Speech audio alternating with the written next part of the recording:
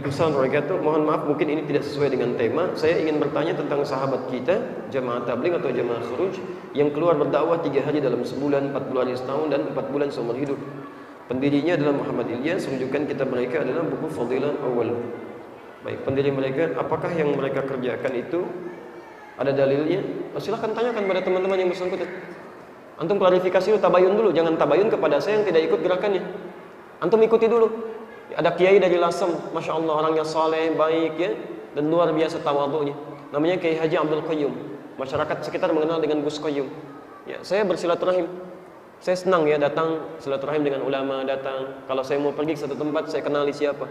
Saya nggak suka dengan cerita-cerita ya. Ya ada orang cerita ada wali songo, saya cari bukunya. Ya dari yang mulai tipis sampai dengan yang paling tebal. Dari mulai tempat-tempatnya saya kunjungi, saya datangi. Sunan Bonang katanya di sini, saya datangi. Sampai ke daerah Bonang, saya naik ke pesujudan, saya hitung tangganya berapa. Ketemu juru kuncinya namanya Pak Abdul Wahid, saya pengen dengar ceritanya. Apa menurut Bapak? Nasabnya bagaimana? Saya datangi ke Aceh, bertanya tentang ahli nasab. Tolong saya belajar ini, benar nggak ini? Seperti apa? Mana makamnya? Mana keadaannya? Supaya benar kita ketahui. Ini Kiai Haji Abdul Qayyum atau Gus Qayyum, ketika disampaikan tentang jamaah tabligh, Masya Allah, beliau ingin tabayun klarifikasi, sampai itu tidak cerita pada siapapun. Pesan tiket sendiri, pesan hotel sendiri, reservasi sendiri, berangkat langsung ke pusatnya.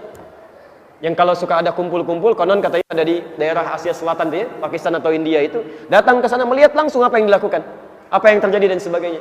Ya. Menurut saya ini contoh lebih baik ya, kita harus bersikap adil ya.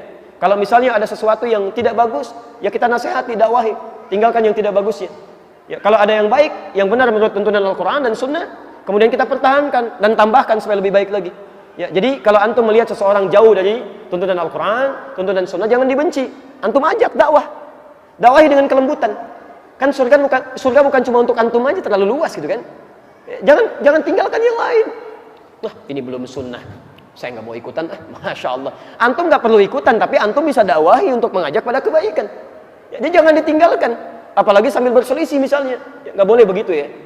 Saya nasihati teman-teman sekalian, jangan sampai kehilangan amal baik dengan melakukan perbuatan buruk. Itu berbahaya. Ya. Saya pertama datang ke Indonesia, saya menemukan sesuatu yang fatal menurut saya, salah gitu kan. Bagaimana bisa terjadi orang belajar Al-Quran, belajar Sunnah, tapi hasilnya bertentangan dengan Al-Quran dan Sunnah. Ya. Zaman Nabi, orang belajar Quran, belajar Sunnah, dari yang keras jadi lembut, yang terpecah jadi menyatu, yang pemukul jadi perangkul, yang pencela jadi pecinta. Masya Allah, dan semua seperti itu. Antum Qurannya sama, Nabinya sama, hadisnya nggak berubah. Kok bisa ada belajar Al-Quran tiba-tiba yang lembut jadi keras?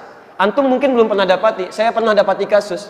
Ya, ada seorang ibu belajar, masuk pada satu kajian, ya, kemudian disebutkan kajian Al-Quran, kajian Sunnah, pulang ke rumah ribut dengan suami, rame, sampai bahkan hampir tiba ke perceraian, sampai mengatakan kalimat yang Masya Allah, lebih baik menikah, ya, mendapatkan pasangan dengan laki-laki sunnah daripada menikah dengan suami bid'ah. Masya Allah, padahal sudah 30 tahun berumah tangga.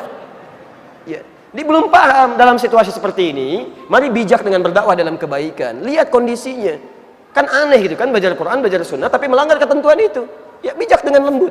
Ya. Saya pernah dapatkan suami istri berselisih luar biasa, nggak mau tegur sapa semalaman, sederhana, cuman gara-gara, mohon maaf, gara-gara yang satu saat i'tidal, sami Allahu liman hamidah, turun salat dengan lutut duluan, yang istrinya dengan telapak tangan duluan. Di suaminya pulang dari kantor, nggak sempat ke masjid, kemudian karena terlambat, salat di rumah, istri sudah salat. Begitu melihat suami salat isya, turun sujud, lututnya duluan, turun, kelihatan oleh istrinya. Begitu selesai salam, ini kisah nyata, suaminya cerita sendiri pada kami. Ya. Begitu selesai, istrinya mengatakan langsung, tanpa muqaddimah bu, tanpa muqaddimah, Masya Allah. Papa salah sholatnya, nggak sesuai sunnah. Masya Allah. Baik, kenapa mah? Tadi yang turun lutut duluan itu kan nggak nyunah. Suami, ya karena sifat suami itu kan pemimpin. Quran surah 4 ayat 34. Ar-rijalu qawwamuna 'alan nisa. Apa sifat pemimpin bu yang paling dominan? Sifat pemimpin adalah tidak mau dipimpin, tidak menerima saran, hanya menerima masukan. Tidak ingin didahului, harus paling depan. Maka ketika seorang istri masuk untuk menyampaikan kalimat tanpa muqaddimah, memberikan perintah, fitrah suami nggak akan menerima. Harus masuk lewat jalur yang lain. Karena itulah ketika disebutkan, papa nggak sunnah nih, harusnya tangan dulu, bukan lutut dulu. Suami bertahan. Mama yang nggak baca hadisnya. Tahukah antum, keduanya nggak pernah baca hadisnya. Besoknya suami istri cerita kepada kami. Jadi suaminya taklim dengan ustadz lain, istrinya taklim dengan ustadz lain. Tahukah antum, Dua hal ini ternyata didapatkan di kitab yang sama, cuman beda satu nomor. Dua nomor bahkan. Ya.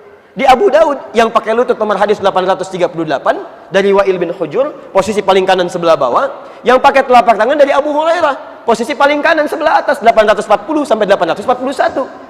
Di kitab yang sama, hadisnya sama, sahih dua-duanya, dan Nabi pernah melakukan keduanya. Di awal masa salat beliau salat dengan lututnya, di akhir-akhir setelah agak sepuh beliau salat dengan telapak tangannya.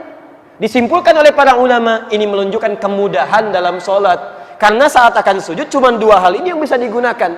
Kalau pakai telapak tangan Anda sulit, maka yang digunakan lututnya. Kalau nggak bisa dengan lutut, pakai telapak tangannya. Cuma dua ini. Kalau nggak dengan keduanya, mau pakai apa? Dipakai lutut benar, pakai telapak tangan benar. Yang salah yang pakai kepala duluan. Belum apa-apa, sudah rame. Ini poinnya. Ya. Ini satu waktu kita bahas pergi keluarga ya. Kadang dalam keluarga itu unik, Pak. Ada aja sesuatu yang kalau kita nggak belajar tuntunannya dalam Al-Quran ataupun Sunnah, itu repot tuh. Ya. Terutama ibu Bu ya, mohon maaf Bu ya. Kadang-kadang suka agak aneh-aneh Pak gitu ya, minta pendapatnya. Pak, kita kan mau ke undangan. Iya mah, bagus mana nih? Ini ada hijau, ini ada biru. Mana Pak yang paling bagus? Kayaknya biru deh mah. Masa sih bukannya hijau? Katanya nanya ya, tapi ngasih usulan yang lain. Masih mending kalau dipakai, begitu keluar pakai kuning Pak.